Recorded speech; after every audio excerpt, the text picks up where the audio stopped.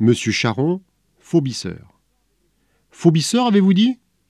Mais oui, c'est là le métier de celui qui polit et monte les armes blanches. Entrons dans cet univers si mal connu.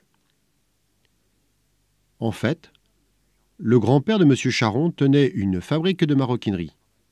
Mais ce travail saisonnier le contraignit à chercher un complément d'ouvrage. En reprenant la maison Lefebvre-Lacroix, le maroquinier se fit fourbisseur. Voici la valise de la grand-mère de Monsieur Charon, qui se rendait chez les clients pour présenter les modèles. Visitons l'atelier. Dans le couloir, les pots sont rangés à l'abri de la lumière et de la poussière. Ici, dans l'atelier de coupe, cisaille, emporte-pièce. Tous les morceaux d'un portefeuille, par exemple, sont accrochés sur un seul crochet après avoir été numérotés. On coupe à l'emporte-pièce avec des maillotches sur un petit billot. Diverses maillotches ou maillets.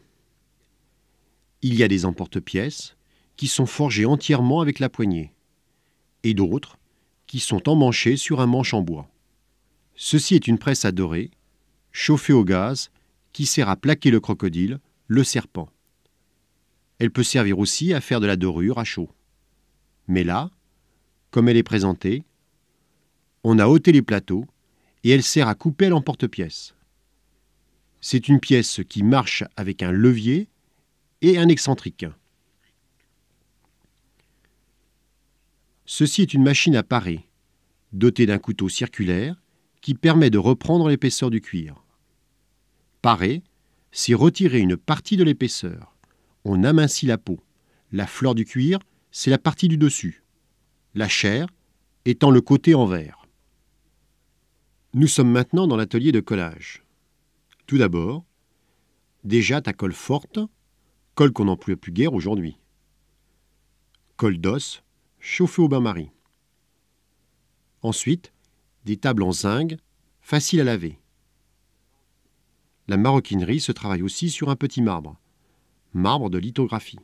La production est la maroquinerie de poche, articles fumeurs, cadres, porte-monnaie, étui à lunettes en cuir plié, en cuir cousu, petite boîte à parfum, jeux de cartes, articles faits en mouton, doublés en possier. Le box fut la mode après la guerre. Maintenant, on préfère la vachette. Mais M. Charon, maroquinier, est aussi fourbisseur, montant sabres et épées.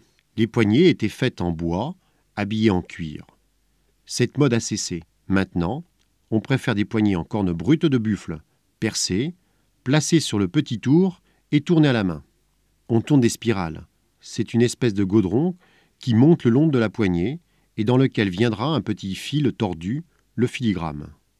Voici le modèle de garde d'un sabre modèle 23, qui sert à faire la fonte. Puis la fonte brute, non ébarbée. Enfin, la garde polie, prête à être montée sur le sabre.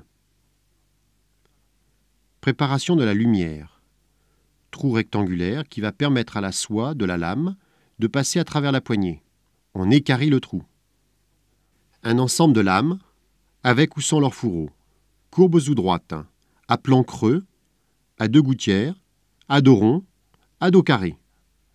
Lames provenant du stock de la manufacture de Gligenthal en Alsace. La maison Coulot, véritable dynastie de fourbisseurs depuis l'Ancien Régime jusqu'en 1940. Ici des poignées de sabre, modèle bien spécifique, à la fonction de ceux à qui ces sabres sont destinés. Cet interdit ne vaut pas pour nous. Merci, Monsieur Charon, de nous livrer vos secrets. La scie à ruban sert à découper aussi bien le bois que la corne. Dans le fond, on voit des petits tourets à polir. On a des agrafeuses, des tracettes, des cisailles, des casiers de fournitures de quincaillerie diverses. Dans le fond de l'atelier se distingue une forge avec une hotte.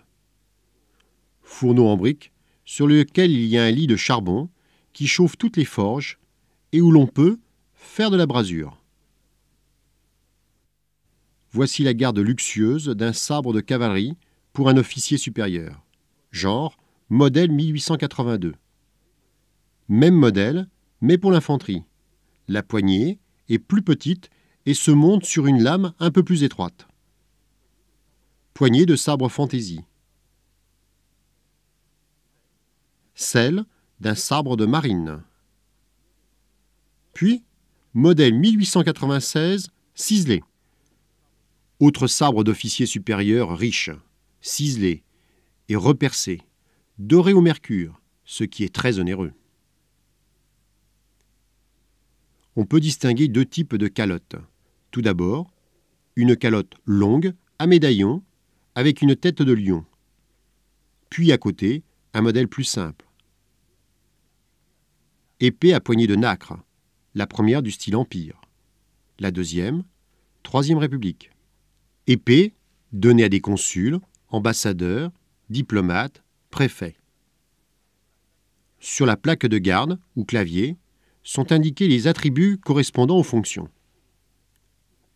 Couteau de chasse, poignée typiquement du XIXe siècle, avec tête de sanglier. Croisette avec scène de chasse. Modèles qui servent à faire les fontes. Poignée en corne, garniture en métal argenté qui sont fondues. Ce couteau de chasse présente des garnitures en laiton poli ciselées. Petite pièce, chape. Entrée du fourreau avec le petit bouton, appelé crochet, qui sert à retenir le fourreau dans le porte-épée, attaché à la ceinture ou au ceinturon du chasseur.